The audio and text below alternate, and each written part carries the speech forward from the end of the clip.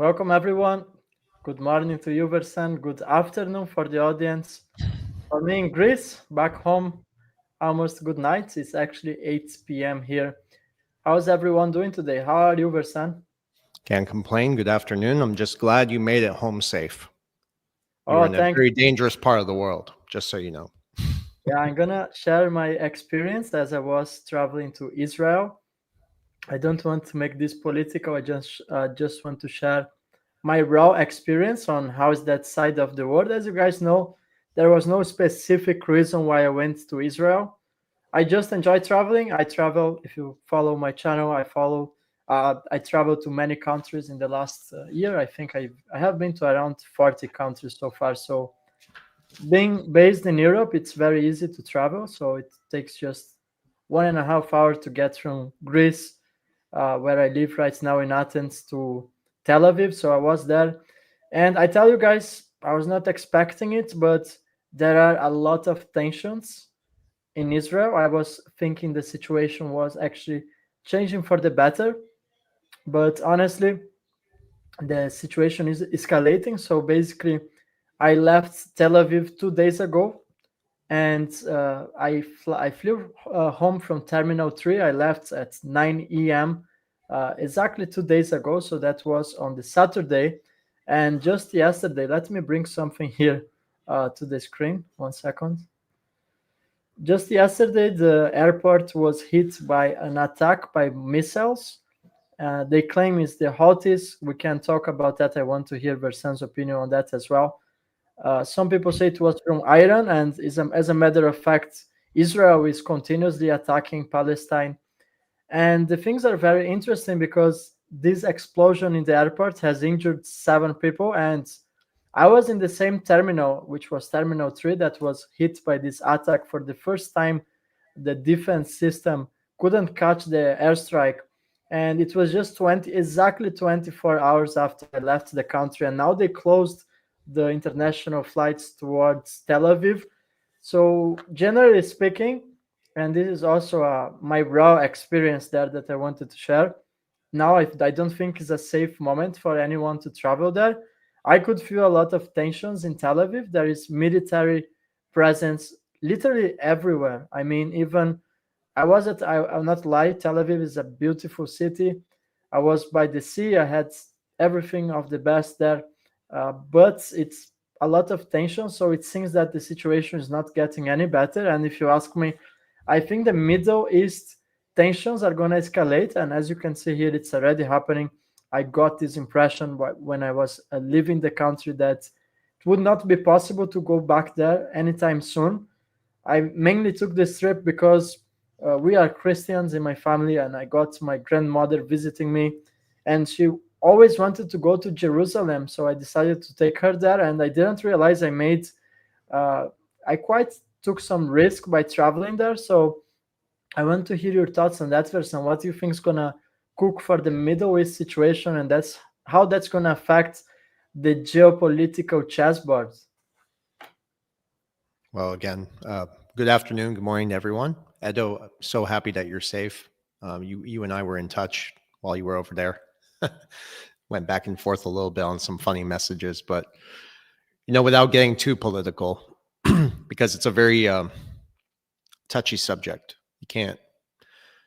I don't want to go into too much detail, but I think just overall, what you experienced over there confirms that the war is ramping up, or the narrative around it.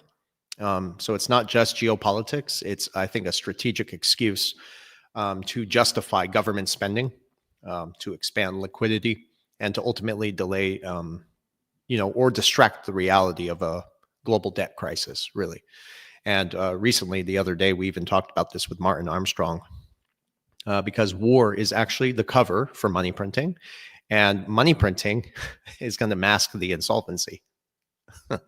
So, when Martin was trying to explain this to me, sure, there's a lot of details. There's historical context too. I saw a lot of comments. People are saying the interview was kind of boring. I understand. Believe me, I had to listen to it.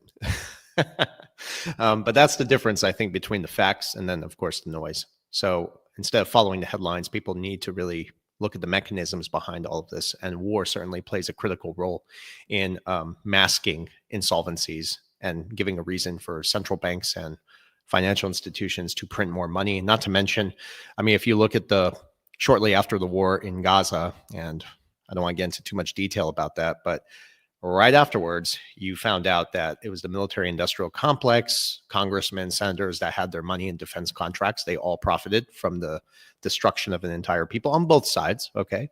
And shortly after the war, hey, we're going to bring peace to the Middle East, they said, which they've been saying forever. None of it's happened.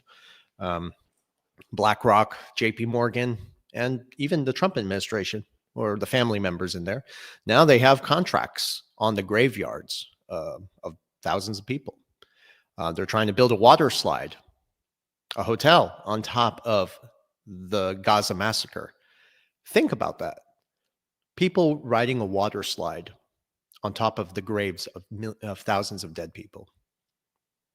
I mean, without going into too much detail again, Edo. So yes, I do believe the war is ramping up. We talked about this many times, and I really think people just need to understand the reality behind it. War is very profitable. That's where the saying comes from, that every war is a banker's war. Mm-hmm. Yeah, and that's going to enhance further currency devaluation, which is an epidemic Printing. of currency devaluation. Talking about the economical situation, they also have hyperinflation in Israel, even though euro is worth 4 times more of their currency. 40 times when you convert to euros. But honestly, it's very expensive there. Even if you are coming with euros in Israel, that's going to be very expensive. And that further confirms that apparently there is not one country that is the big winner of these political changes that we are living through, these economical changes, but all fiat currencies are on the same boat. And who is going to be punished for that is the population. There's no single nation that's going to benefit from this transformation. The gap between the rich and the poor is going to increase exponentially, and it's already happening as the price of assets are going to become more and more expensive.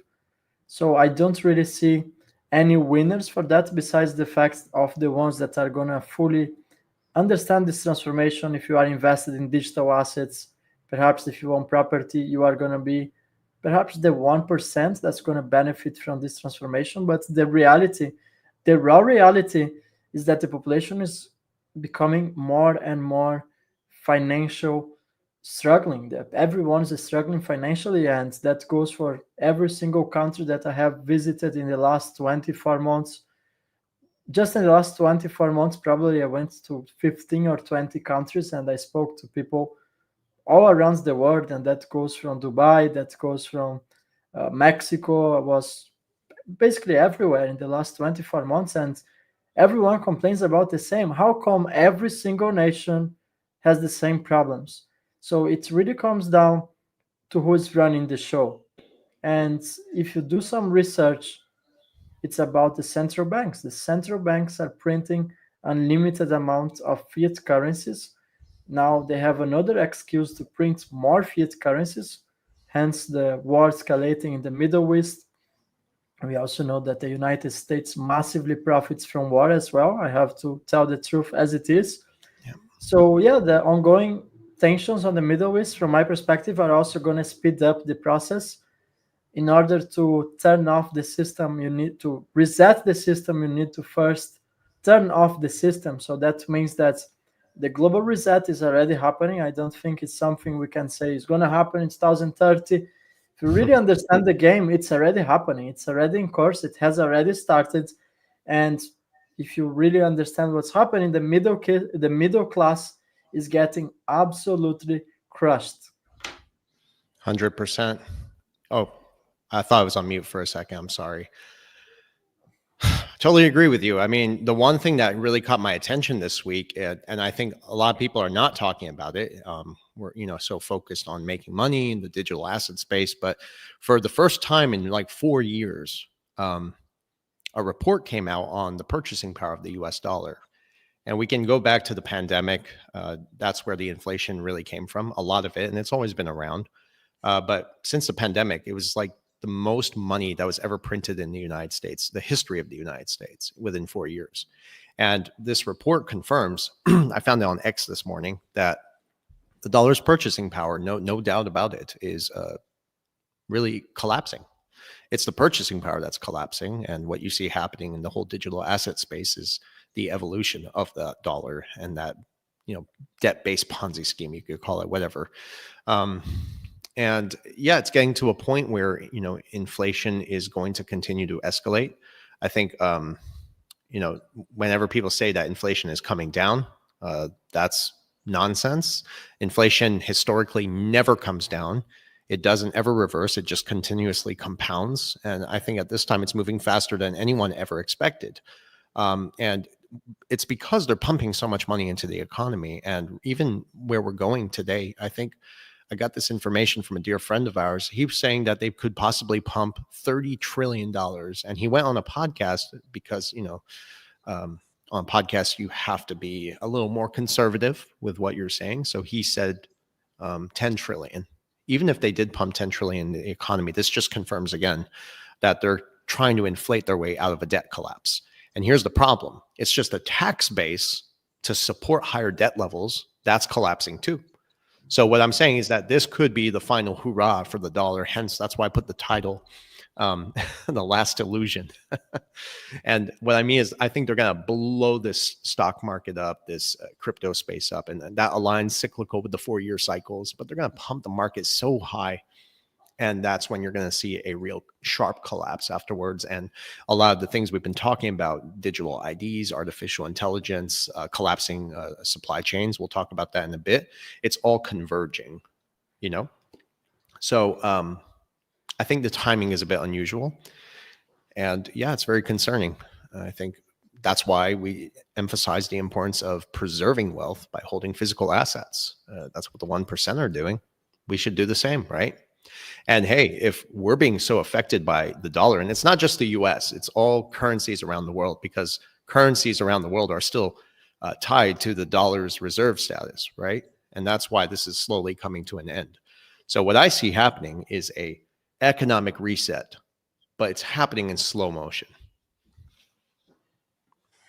Totally agree, Versan. There is one comment I want to bring to the screen. I think that's very relevant.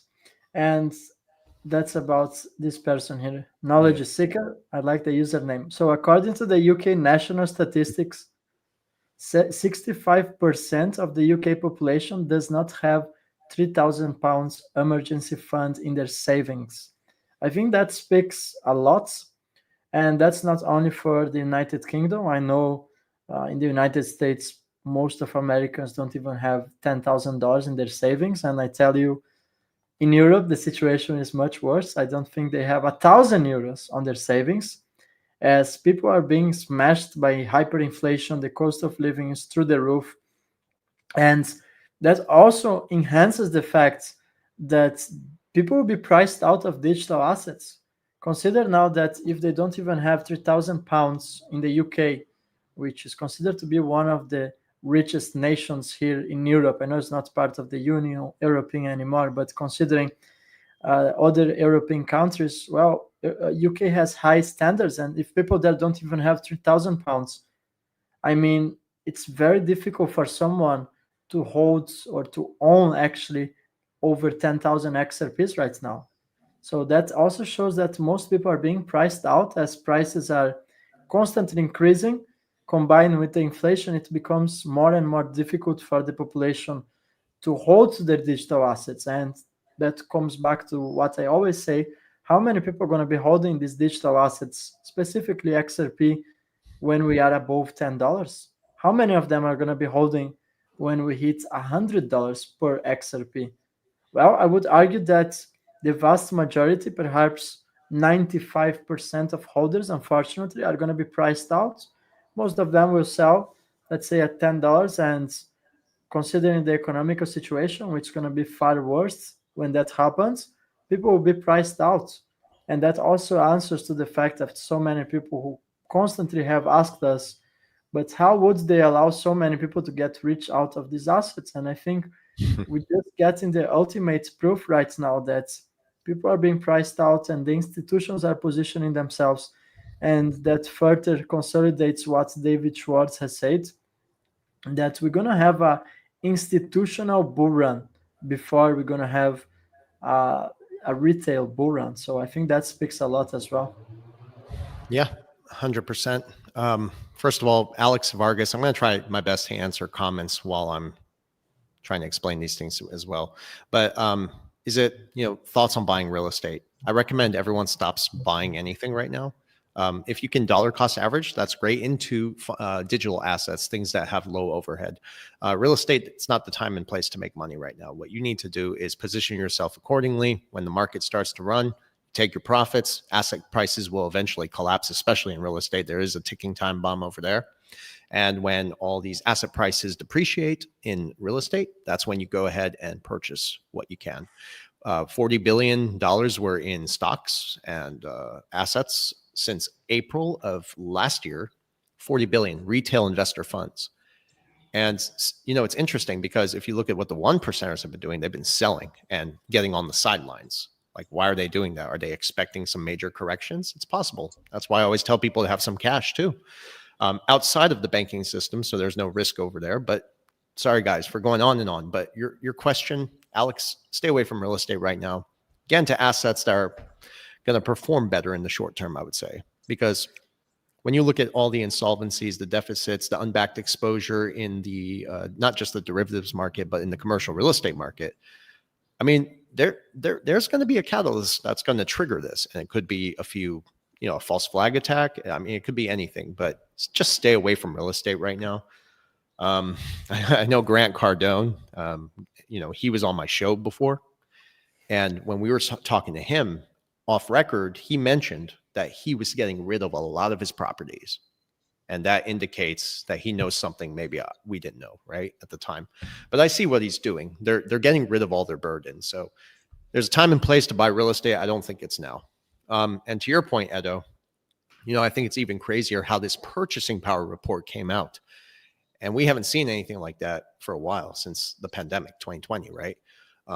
And also, I was watching the farmers, and they were also sounding the alarm. You can go on some of the podcasts out there, financial podcasts, even I think Kim, I forgot his name, David something.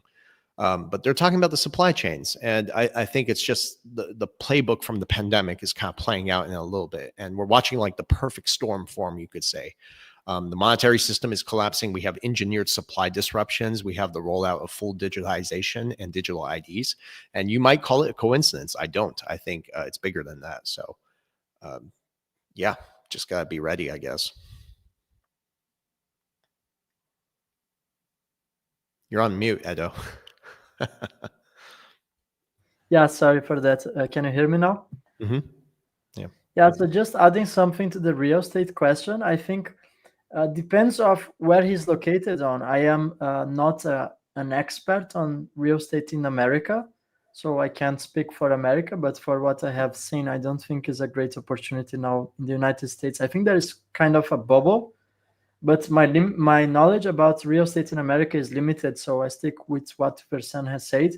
And well, I am an expert in real estate in Europe, so I can tell you that in many countries here, it's a bubble. So I think Portugal, Italy right now, or most of the European capitals, it's kind of overpriced already, even out of touch for the majority of the population. But you do have great opportunities in countries like Greece, hence why I moved to Athens. That's the main reason was for real estate. And I tell you here that you have great opportunities with real estate, and you can achieve like 2x or a 3x within a couple of years. That I tell you 100% can happen.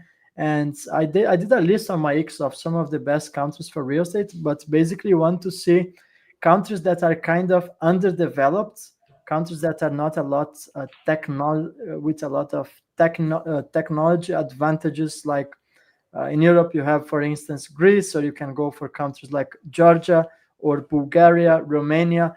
All these countries are below European standards, so the cost of living is cheaper, and you have great opportunities with real estate. Is basically where banks didn't give enough capital to inflate the market. So basically, in Greece was very difficult for anyone to get a loan with the bank, and that means you got the raw prices. And right now they are incentivizing the loans here in Greece, so you're gonna have a leg up for real estate. So that's a great timing to get real estate. So it's a very complex topic.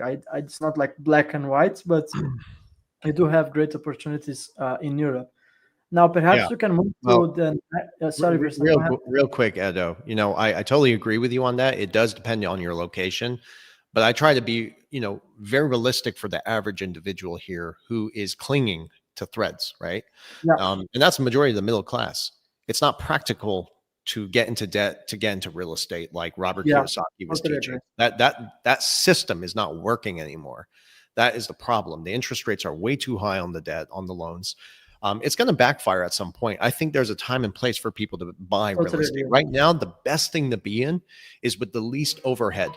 The only changes that underpins where this direction of the trajectory is going of the monetary system, of everything around it, the reset of all things. Number one is the monetary system. You're better off investing in the infrastructures, building these systems. And when you're in the right time at the right place, I'm telling you, there's going to be opportunities for people to do this via smart contracts and whatnot. I mean, there's a time and place for that. I think people need to be smart right now, not ignorant about what to invest in. There's so much economic uncertainty. We have wars ramping up. These are the facts people don't want to hear. I understand that. Okay. It's not doom and gloom. These are the facts. I think people need to be hedging and preserving what they have left right now. You need to be in food, water, basic resources, necessities for survival. You need to be in gold, silver, real assets, monetary instruments, by the way. And what you need to do is invest in the infrastructure, where it's going. That is the best place to be in right now. And by the way, this is cyclical with the fact that we're seeing a reintroduction of these systems in place, because what's going to happen is money is going to move from overvalued markets, including real estate, the commercial bubble, and it's going to go into suppressed assets, suppressed emerging assets too. In this case, commodities have been suppressed forever. And that intersects with blockchain technology and tokenization, which is very positive, and fintech, financial technology.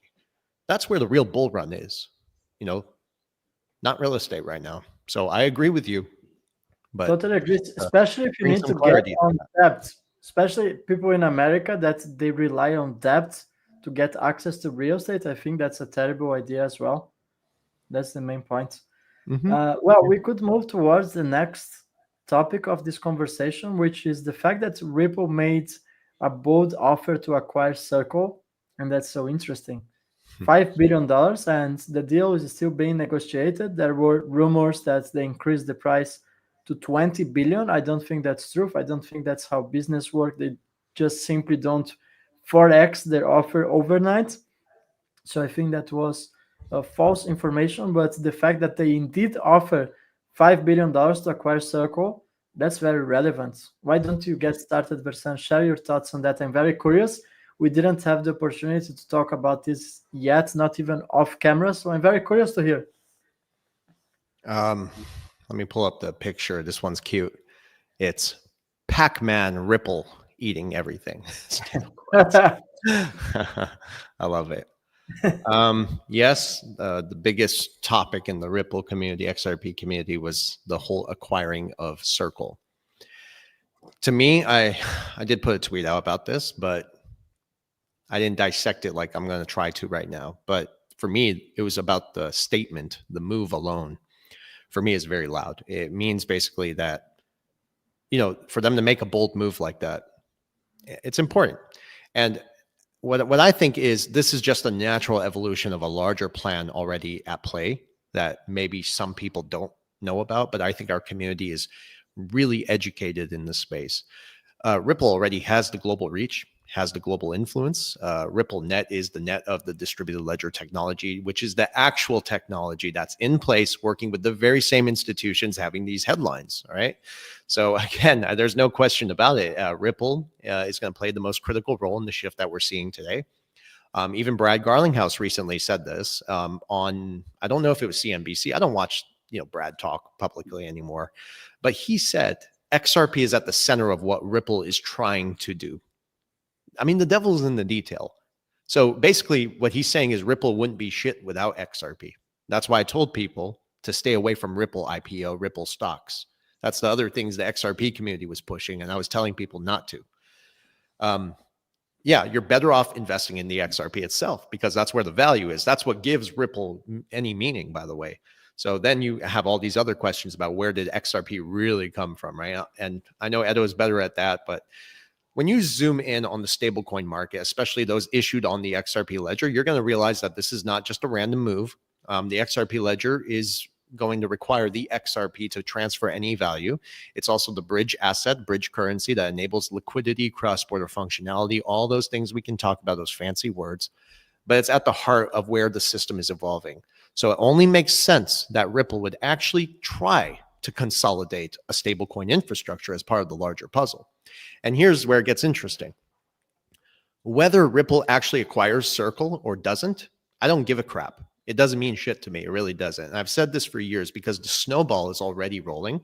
XRP is continuously gaining momentum. It's bigger, it's faster, and it has so much force that nothing is going to stop it. For many years now, Ripple has been quietly building the infrastructure behind the scenes. It's not going to stop. They've acquired the digital infrastructure. They've set up the on and off ramps, which is very important. They've established openly the liquidity corridors. And we can confirm this because it's backed politically by real institutions that have and originate the capital, the liquidity. So not hype coins like SWI. Some people are talking about SWI now and asking me questions. I'm happy to explain this in a bit. I got an argument with my friend about it, and he doesn't know anything about crypto space. Anyways, so when it comes to stable coins, and sorry for the long answer, whether it's RLUSD or something else, the long-term trend I think is very clear. Money eventually will consolidate around Ripple issued or Stellar issued stable coins. Why? Because it's actually those two networks that are at the forefront, no matter what anybody says, the noise. All this breaking news coverage is just headline noise, in my opinion. It doesn't change the trajectory. It just confirms what we've known for years, what we've been saying for years. I saw another nonsense article the other day, and these are pundits. You can see them. They can't even spell my name correctly when they're writing it. I mean, you're going to trust people who put these headlines out? Come on. It's just clickbait. They said Ripple against Chainlink. Who's going to dominate the space? And that debate misses the entire point of what we've been talking about here. And openly, the CEO of Hedera said this before. He said, it's not a rivalry. He said the technologies are going to be complementary. And what did I say? I said, you see, guys, I told you, right? So final thoughts on Circle. I think those who follow me on Instagram, I have a document right here. For those who follow me on Instagram, I was at the pool the other day, and I shared an article that I have in my old stash from 2019. And guess what it says? I'm going to read it to you. Christine Lagarde warned banks that they need to act and adopt to new technologies to better serve their customers. She highlighted the impact of Ripple's distributed ledger technology with Goldman Sachs-backed crypto startup Circle. 2019, guys. So what I'm saying is this headline is not even new. It's just resurfacing now because it fits with the timeline of everything that's happening in the world. It's all converging. We have a Trump administration that's pro-crypto. We have the collapse of an outdated financial infrastructure. And at the same time, we have the rise of Ripple at the center of it all. So, I mean, this is all already out there. Same thing with what you see in the headlines now, Edo. You keep seeing these headlines about, is Swift going to adopt Ripple, or is Ripple going to replace Swift? I have the documents right here.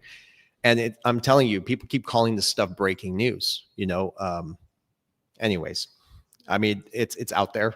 So when it comes to Circle, eventually Ripple is going to dominate the stablecoin asset space. And if they don't acquire Circle, who gives a shit? They run the on and off ramps, the liquidity corridors. So if anything, even for Bitcoin to survive, and I've said that in 2022, it's going to depend on the cross-border functionality, the liquidity that the XRP ledger will provide. You know what I mean? Totally it's just so many layers to it, and you have to look at this from different angles. That's the problem. They're not looking at it from different angles. They just give one side of the story. You got to look at this thing through so many angles, and you can see it and understand it.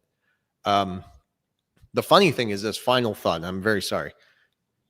it's a multi-dimensional chess game, you could say, that's actually at play. And this has nothing to do with Trump. Just saying from my perspective, you find out that XRP is not just the perfect technology. It's the perfect cross-border solution. And it's not just for payments, for liquidity, for interoperability, for remittances. I mean, I can go on and on. You see what I mean? So you either see it or you don't at this point. I'm serious. Yeah. Totally agree. It's a very complex subject. And Well, it used to be. throughout it, I'm not muted now, right? No, you're not. Right. Well, throughout the years, I have always looked at Circle as first at a respectable company, totally different from my vision towards Tether and USDT. And I remember going to the main events in Europe. Circle was everywhere, together with Ripple. You mentioned Christine Lagarde. She has praised both Circle and Ripple at times. And sometimes I was wondering, perhaps Circle is one of the few companies on the same playing field as Ripple. Perhaps they could be a competitor to Ripple. I was questioning myself in the past. So, really, now it seems that the puzzle is coming together.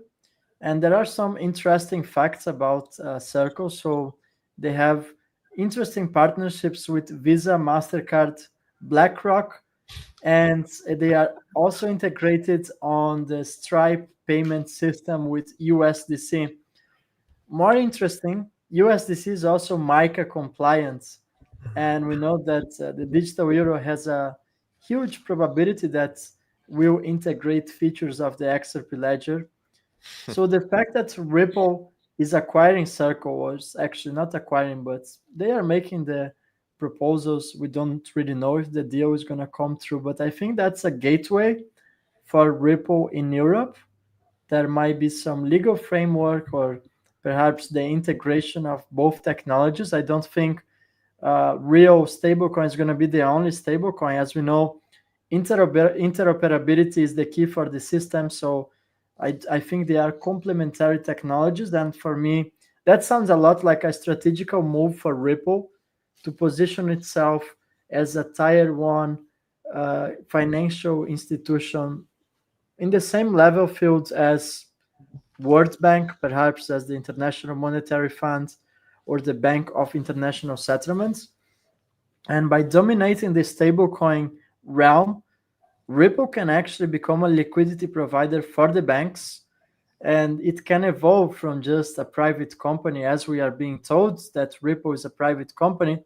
I think that's very debatable. I don't see Ripple as a private company, especially when we understand who's behind Ripple, or we can see from many angles, no, the history behind Ripple, people in the board of directors of this company that are tied to the US Treasury, that are tied to the Fed. So putting all of this together, I think that's this movement is not a coincidence. I don't think they do anything by chance. I think that was orchestrated and is part of a long-term plan that has the ultimate goal to position XRP as a world reserve currency. That's how I see the situation now. If the deal is going to go through, I really don't know. I don't have a crystal ball, but regardless, if it happens, I think that's great for the ecosystem. If it doesn't go through, they don't really need to acquire Circle to reach all of these goals that I mentioned previously, but I think that would just speed up the process as they have USDC fully compliant with MiCA regulation. I think it's a gateway for Ripple to penetrate the European markets, which, let's be honest, Central Bank of Russia already tested on top of the XRP ledger. Montenegro built a pilot test on top of XRP ledger. They have euro as a currency. So I think they are just preparing the ground for what's coming. That's how I see it. You know, Edo, you and I are in total alignment with each other. That's why I love you, man. David and my brother. David and Vindel were supposed to be here. I don't know what the hell happened. Well, you know, just to top on to what you said, like I have a document right here. I want to try to like show this to people. Like I carry all these physical documents. There was one time where Jimmy Valley sent me a link, and that's where I got the it was an article about BlackRock and JP Morgan from a JP Morgan analyst about buying the XRP, 7.5% of their entire wealth. And people, oh my God, I got so criticized by that. By the way, I still got criticized the other week when I told people 2 weeks ago that the United States Treasury was going to start tokenizing dollars via RLUSD, the stable coin, to accelerate the settlement mechanism, boost liquidity, and to extend the global footprint to keep the dominant reserve status. They all criticized me. Now they're calling it breaking news. I'm not even joking. Like, that really just made me upset. You know, it's like they always do this. So even to what your point is, like, here is a document from 2019 also, not kidding. Ripple partnered with Visa in 2019 to enable instant payments in Indonesia. Another RippleNet member boosts its global presence. So, like, again, you know, just to top on what you said, you mentioned something about BlackRock too. Here it is. You can all go do your research. And the fact that information in the past has been scrubbed off the internet. The article I posted with the link, it got removed, I'm not even kidding, in minutes after it started getting traction. So that's when I started. Well, yeah, that's when I started to print these things and highlight them and put them in my folders. I have 3 folders like this now. Used to be 1, now it's 2, then 3, right? So I keep track of this stuff.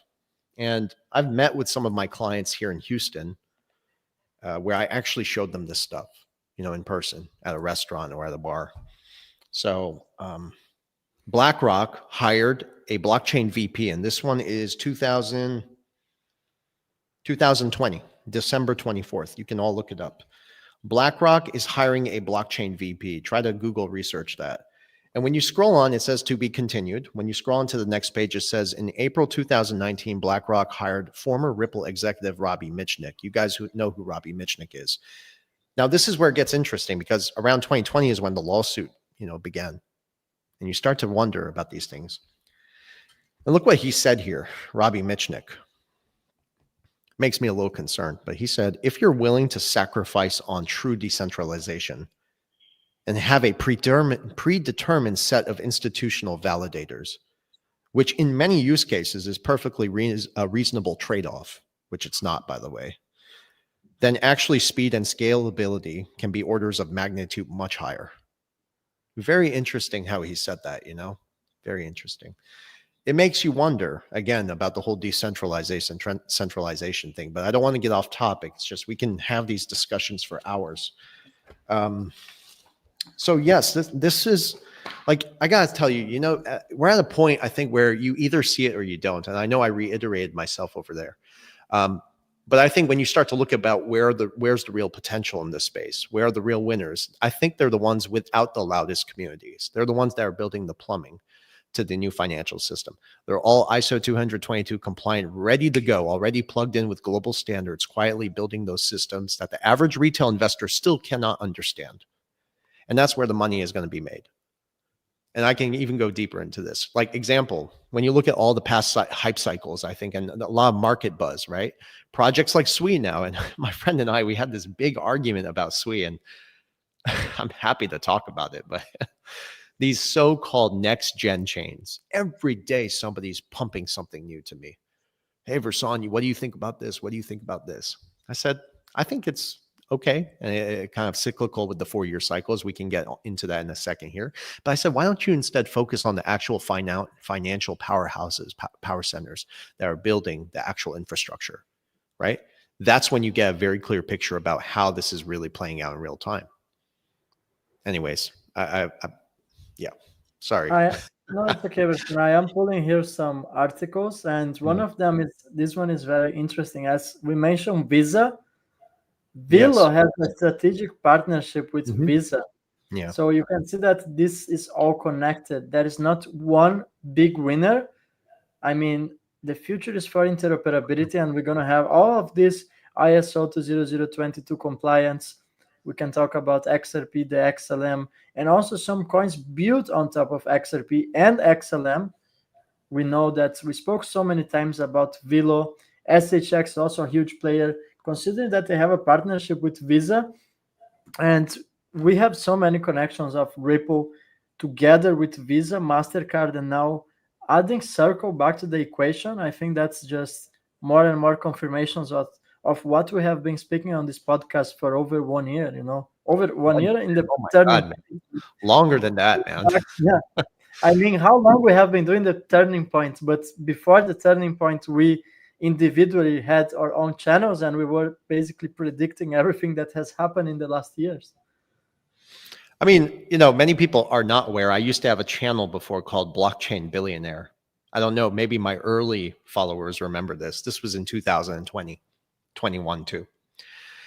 And what happened was when I started to discuss the pandemic, because I was the first person in my family to stand up and say, this is bullshit. And I remember I was talking about the pandemic. We were already studying XRP at that time. And I said, oh my God, I see what they're doing here. It was so big, I had to put it on paper. I had to somehow put it into a video. And when I explained the whole thing, even COVID-19, do you know what the 19 stands for? Artificial intelligence, AI. When I started to see what they were doing about collapsing the economy, accelerating the reset, again, whether the deep state is neutered or not, I really don't care. Okay, this is the trajectory so far, and it's still ongoing.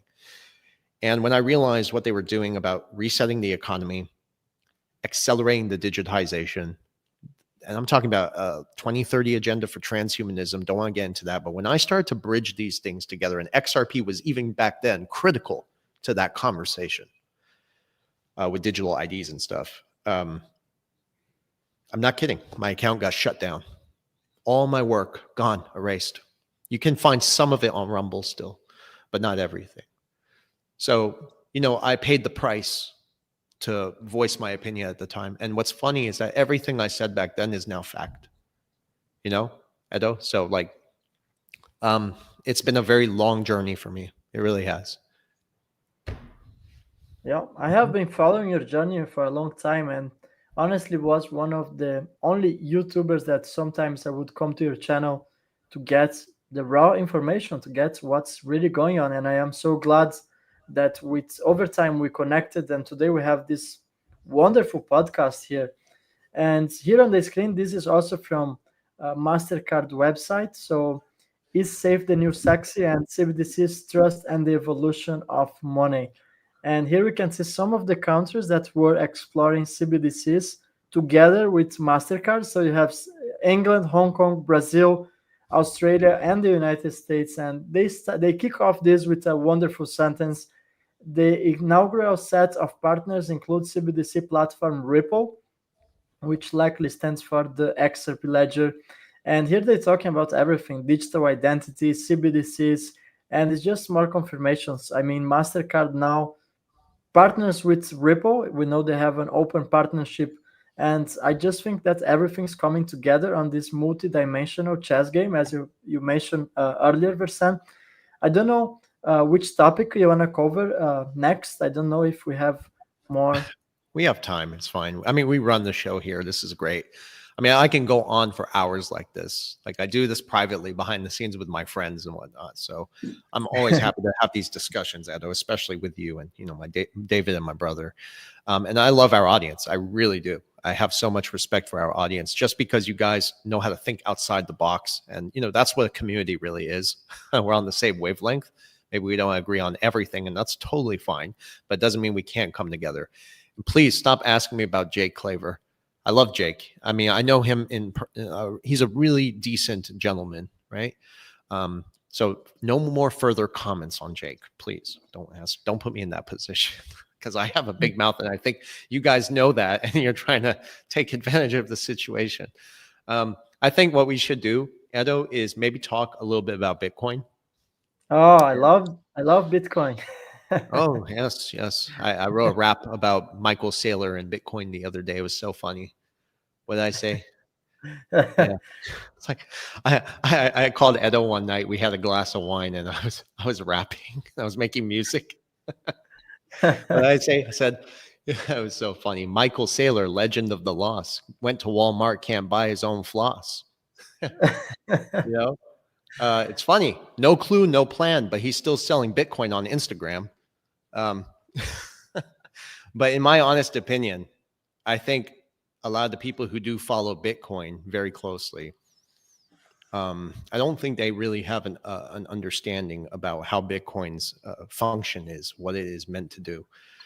We've talked about this so many times, Edo, but Bitcoin, the so-called liquidity that they have, that is an illusion. It's propped up by synthetic volume, wash trading, and questionable stablecoin tactics like Tether. If you actually do the research into Bitcoin, they do have these exchanges you've never heard about, full of AI, and one of them was in Ukraine. Maybe that's why they're trying to protect Ukraine too. Who knows, right? I'm just saying, again, it's a multi-dimensional kind of thing. And in Ukraine, and not just Ukraine, Kazakhstan, like what the hell is an exchange doing out there? I mean, that's like a third world country, right? So they have these exchanges with artificial intelligence, and they do buy sell limits constantly back and forth. I think they're doing the same thing with XRP, by the way. That's what's holding the price around. Who knows, right?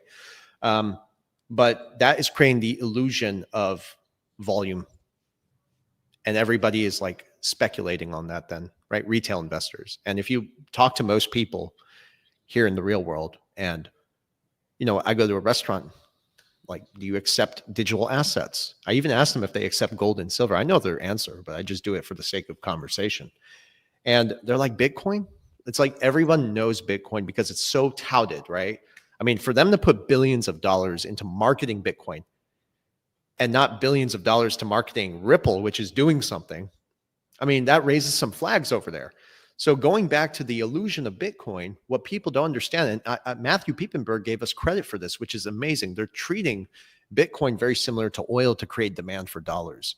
It's not conspiracy. It's actually verifiable. If you actually look at the on-chain analytics, the regulatory blind spots that were intentionally put there to allow this to continue, what you find out is that billions of dollars have been slowly siphoned from retail investors, stolen, siphoned, and through the fake volume and the orchestrated market cycles that are aligned with the 4-year cycles. And that is designed to lure in retail, the investors under the promise of a store of value against inflation.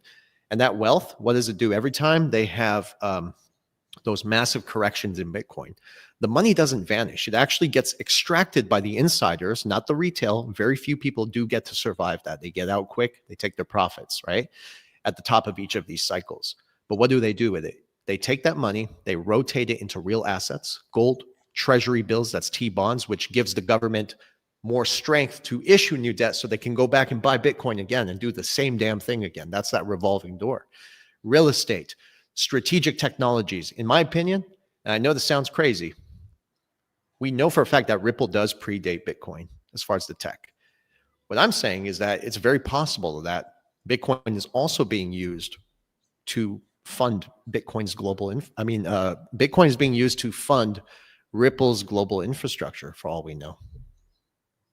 I'm just throwing it out there. That's a speculation, but there's a very possible. That makes a lot of sense, considering that early Bitcoin developers actually went on and built what we call Ripple and the XRP ledger, and that's not a secret.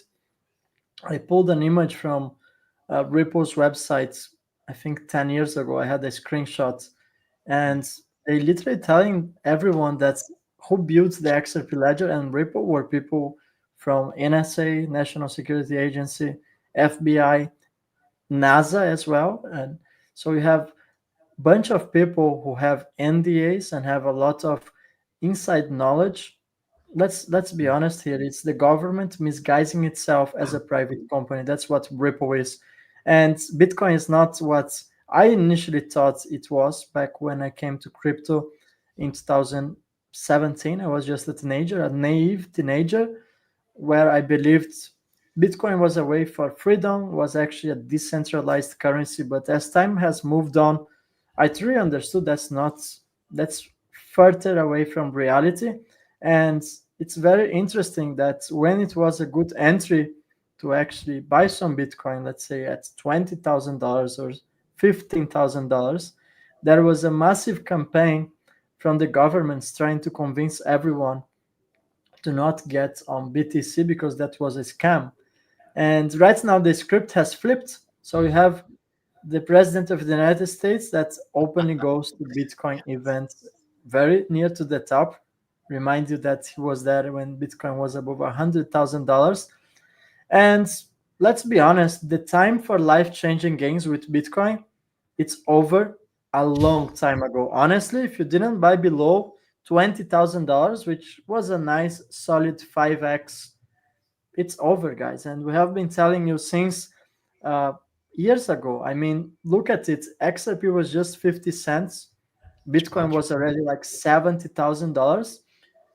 It's not even keeping up with inflation. You had far better chances to actually get some real estate in Greece, for instance, and you would have outperformed most of people who invested in Bitcoin. Now, if you got before 2016, well, congratulations. That was a great point, and that's the point that people should actually get on Bitcoin. Now, you missed the train. I'm sorry to tell you, but whoever has $10,000 to invest, you will never get rich by getting like zero point 0.1 Bitcoin or anything like that, unless you are using leverage, which I don't advise.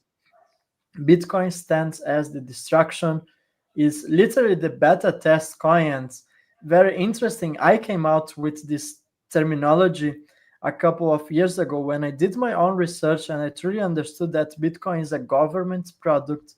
Satoshi Nakamoto is not who you think it is. It's basically the National Security Agency, and we can see the video from the Homeland Security that has confirmed that Bitcoin, that the US government really knows who Satoshi is. I'm not allowed to say everything that I know about this, but I'm telling you that it was just a test net. In other words, a way for the government to gain control over every single transaction in the entire planet. It's a public Yeah. blockchain out there. They can track down everything.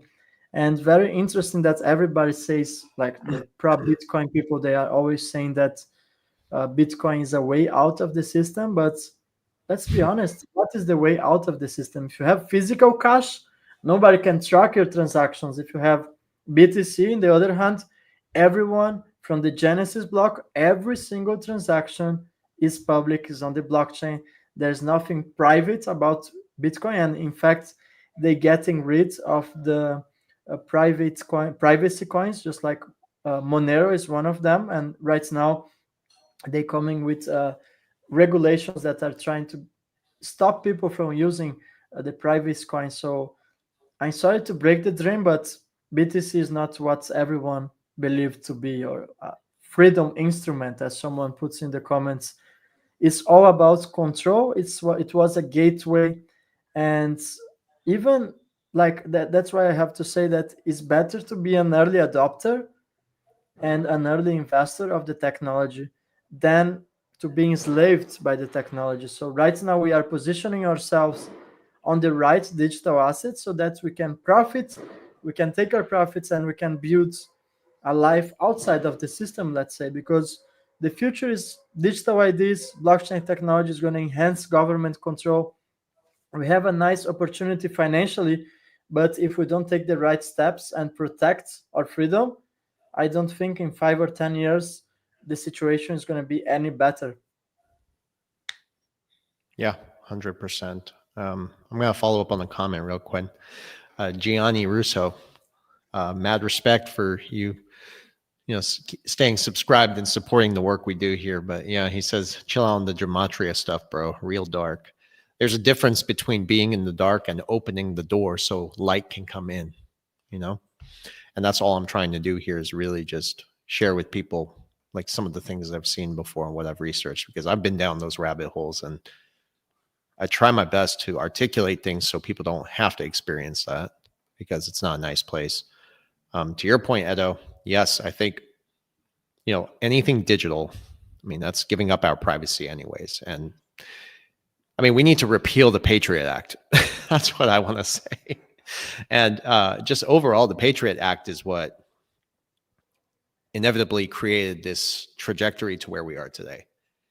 They used 9/11 as an excuse to invade foreign countries at the same time to take away our freedoms, And if you even want to go deeper down 9/11, it's crazy. The Twin Towers, it's like the DNA strands coming down. And then they erected one, and that's your hybrid species now. And there's something wrong with this new generation. So maybe there's a connection there. So I'm telling you, I've been down those rabbit holes. Anyways, to your point, Edo, about Bitcoin, I think if anyone is still clinging to Bitcoin, thinking it's the revolution of where this is all going, you're either missing the play, you've been either deceived, misinformed, or you're just not doing the real research. I think you need to follow the infrastructure, not the influencers. I've told people before, don't even listen to me. Go do your own research, right? The truth is already live on chain. Totally agree. Bitcoin was the bait and XRP was the real play. It's that simple. It really is. Yeah. I mean, don't even listen to us. I totally agree. I mean, take some time and go see what the World Economic Forum or the central bank, the European Central Bank is talking about Bitcoin, and you're going to have an idea, or perhaps research of what the Bank of International Settlements or the IMF is talking about XRP, and make your choices. They are not going on public on the television and telling everyone to get an XRP. They're doing that with Bitcoin. Was the last time someone from Ripple really tried to convince anyone to get some XRP? They are very silent about XRP, honestly. Yeah. I mean, we can take this conversation any direction, but I mean, even people are asking about quant. Again, complementary relationship within this community. Having a diversified portfolio is very important. I know a lot of people in the XRP community who actually had to sell their XRP because they had all their eggs in one basket. And I told them to diversify their portfolio. And I'll tell you right now, I'm holding close to 100 something cute quant. And I am significantly down in that thing.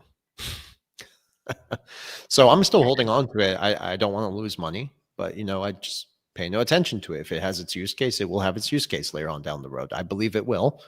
But again, it's like these technologies can either complement each other or they're going to fade away eventually because they are not actually part of the architecture of where this is going. So that's why, stick to Ripple very closely and Stellar. Yeah. I think Stellar is making some very big moves that nobody's talking about. Even the XRP community, we're so distracted with XRP that we're forgetting to talk about Stellar sometimes, Yeah, I have raised some red flags about Quant, only for the fact that it's built on top of Ethereum. It's an ERC20 token, and there's a lot of uncertainty for that, so I don't regret my decision. A couple of months ago, I sold my quant for XLM, and that turned out to be a great decision. But honestly, I don't have a final answer.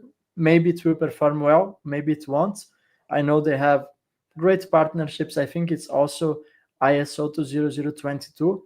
So you can have from multiple angles. I just think you have better from the return perspective. I think there are better options out there, just like Velos, SHXs, and other currencies that are far cheaper than Quant. But again, I'm not here giving you a black and white answer. I just really don't know what's going to play out with Quant in the future. Perhaps it's going to perform well. I don't have a crystal ball to answer that. To touch on what you said for our listeners here, and I think it's very important for us to think about the real threat here is that's inflation. The problem is that the purchasing power of our money that we work so hard for is devaluing faster than we can earn it into our pockets to invest it and deploy it. So what we need to do is think about fundamentals, which is important. We talk a lot about these technologies, right? QNT, I think, has fundamentals, okay?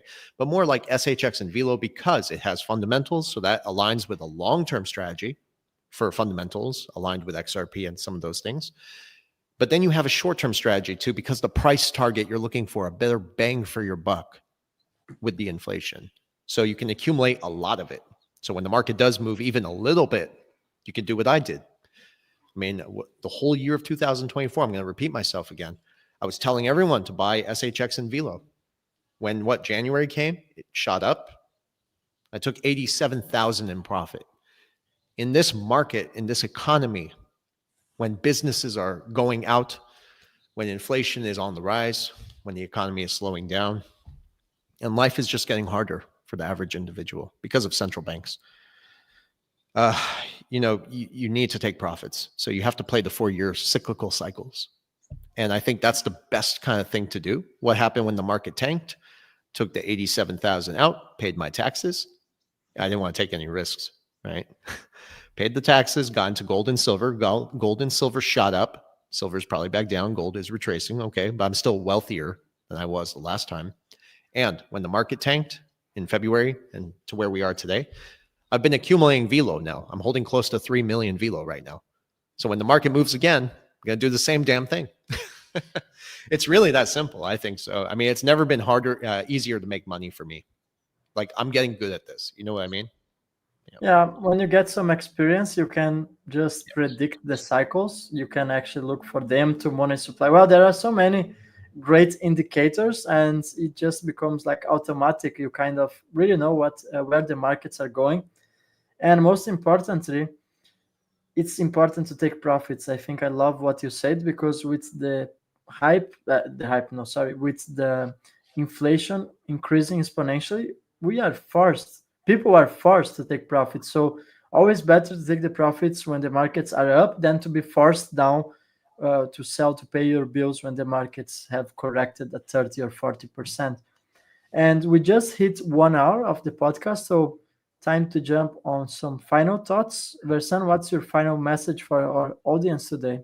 Yeah, again, I just see people talking about QNT, and I got to clarify, this is not financial advice. Your financial situation is your own. Everyone's is a bit different, right?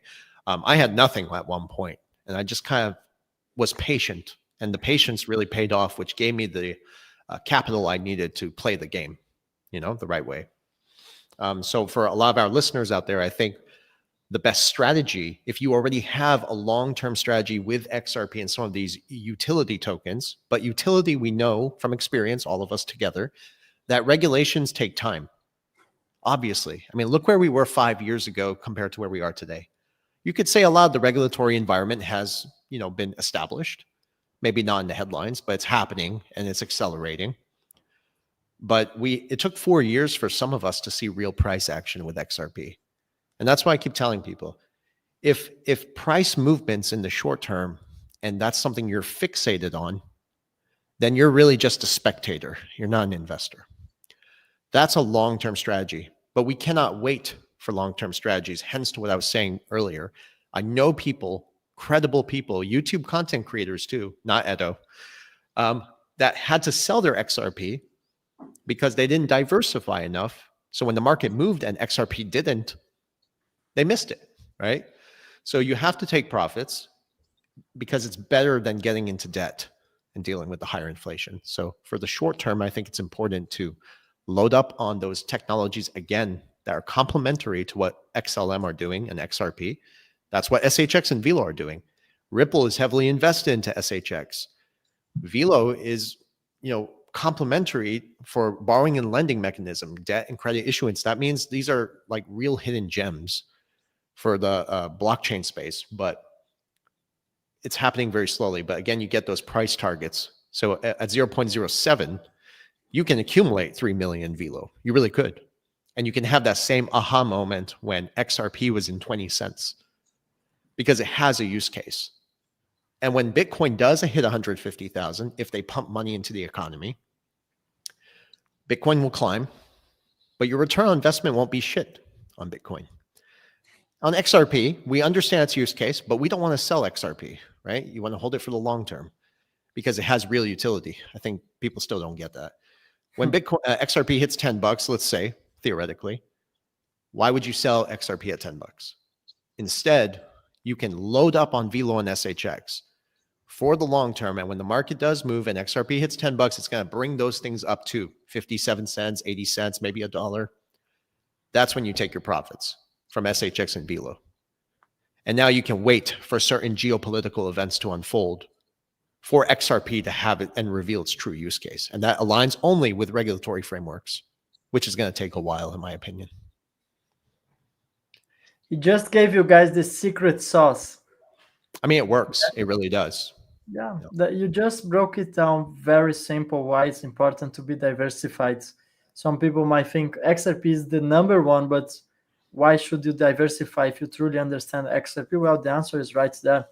When XRP hits $10, you don't want to just get rid of your XRP for dollars, but you can do the same and achieve great results with Velo, SHX, and other digital currencies as well. Now, my final message here And I think everyone should listen twice to what Versan said. I think that clarified a lot, and that was a wonderful message. He gave you the secret sauce. My final message here is be careful with scammers and impersonators, people who are pretending to be yourselves. They're going to send you messages, they're going to reply to YouTube comments. Don't send your XRP to anyone. I mean, just be mindful that there is no native staking for XRP. So anyone telling you that you can make uh, staking with XRP is lying to you. So you can't on chain to make any profits with XRP. So in any platform, that implies that you need to give away custody. So there's always a risk involved, and in most cases, it's just scammers that are pretending to be yourself. So be very, very, very careful with fake accounts, because every week at least 5, 6, 7 or more people, they are texting me that they lost their digital assets, which are hardly earned. I mean, people are working hard to buy these assets. I don't want to get any more messages of people losing their money because they are falling for fake Telegram accounts, fake Instagram accounts. I mean, there's hundreds of them.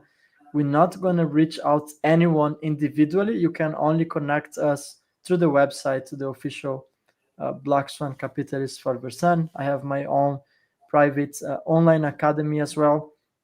So be very mindful of fake accounts, please. Yes, 100%. I just want to clarify because we do not ask you for XRP. We'll never send you a message directly. It's true. But if you do go to my website and let's say you book a session, for those who have booked sessions watching here now, I do require for payment, we accept PayPal, we accept XRP, and we accept XLM. Those are the only 3 forms of payment we accept. So I won't be asking you for XRP. I'll be letting you know you can pay that way if you would like to, right? So it's optional. And I have a lot of respect for those people who don't pay me an XRP, just so you know, because you get it. Some people pay us an XRP. I can't believe it, but I'm like, all right, that's great. Thank you kindly. Right into the storage. But we've been accepting XRP payments for 3 years now. Like for 3 years, we've been accepting XRP payments for our sessions. And that's a great, yeah. That only shows that you tripled the money on this time if you held the XRPs, and that shows a lot. Yeah, Vendel too. He's done an incredible job, and I love his YouTube channel. Please go support his work as well. Oh, he's doing amazing, phenomenal videos. Yeah. I have been watching some of his videos. He's great. Yeah, Vendel's amazing. I wish he was here with us today, but yeah. Anyways, thank you for all your support. I appreciate you guys supporting our work here too. We're a big family, so lots of love to all of you. And please, if you need anything, you can always reach out to us. If you have detailed questions, I'm going to be very transparent with you right now. I cannot answer it in the comments. I don't have the energy or time. My fingers are hurting. Okay, I have to type this shit up. So just reach out to us at Black Swan Capitalist, and we will be happy to help you and discuss all of the things in detail. And I'll provide you with the documents that you need to sleep comfortably at night. Versan, someone made that donation and asked a question, so we can look to that very quickly. So I'm gonna display on the screen. And honestly, I don't have the answer for what he's asking, because he says here, if Ripple did acquire Circle, what do you think would happen to USDC or ZBAC? Any thoughts on ZBCN? ZBAC is trying to kindly appreciate. I kindly appreciate the donation. That will go right back into the business, help us grow. But overall, I mean, this is, in my opinion, I think you have a lot of new on-chain protocols just coming out of nowhere, right? Everybody is coming out with something new. I think, sure, maybe it has a use case. I know it will go up with the cyclical patterns of the debt market and the refinancing. But personally, I stick to what I know best. I stick to what is the infrastructure closest to the capital. That's just me. That's my opinion. Okay. You're always welcome to diversify. You're going to get a bang for your buck as well if the market shoots it up. I don't know enough about ZBAC. I mean, I looked at it once or twice. My friend shared it with me. I just, with all due respect, I just don't care enough about it. And I will be happy to do some research, Yogi Bear, for you from the donation. So I appreciate that. And I'll go ahead and answer it in the comments. So I promise I'll answer that in comments. Okay. You have my Yeah. word. Just give me like a day. Awesome, Versan. I also honest, I don't have any thoughts on this particular cryptocurrency. It's so many out there that it's virtually impossible for us to be Well, fully that's the updated. problem. Yeah. Yeah, That's the problem. There's too many of these next gen chains they keep saying, right? yeah. It's But just honestly, I'll take some time. We'll do some research and let's see. Perhaps next week we can make some comments on that. Anyways, thank you everyone. I think we have more than 1 hour and 10 minutes, and unfortunately today people don't have they don't really watch a lot of long-term content anymore. So we're yeah. trying to keep this as short as possible, unfortunately, because I truly appreciate long-term format content. I mean, final thing, might as well, since we're already having this discussion now, is like I listen to podcasts that are up to 4 or 5 hours while I'm working all day. I do the Knowledge, same. I thirst for knowledge. All right. I think that's what other people want out there too. You can't explain the global financial system and resetting of all systems in 15 seconds. Okay. I think we need to increase our attention spans and stop looking at so much as shorts. Like it's so annoying. You have no idea how TikTok sure provides valuable content by people who are putting that out there, but the whole idea of watching something for 15 seconds and on to the next one. People think it's like a stream of information and we're going to condense it into a straw, right? And kind of like feed people information that way. In my opinion, I can see the results of TikTok, of Instagram, and of OnlyFans too. We can throw that in there. It is destroying this youth, despite what you're putting out there. You need to encourage people to be patient, to listen, to have an open mind, to critically think about things, and to have these discussions. I think that's the way we're going to get out of this, right? You need the devil's in the detail, but Yeah. I don't know. Well, That's just me. special thanks. Maybe I'm too old. I'm 31 now, so I don't know. But I'm all not right, that thank you old guys. yet, but I think just like you, Versan. Anyways, we have another one donating here, so we appreciate the donations. He's adding to the researcher time of ZBCN. So, I will. Versan, they are funding your research. I keep Well, my we word. appreciate I that. will do it. I promise you. And well, thank you, everyone. We're going to see you next Monday with more updated information. You know that 1 week in crypto sometimes feels like 1 year on the traditional finance. And we're going to see you next Monday. Done. Yes. Be vigilant, guys. Thank you so much. And please, take care of yourself. Have a blessed day. Thank you.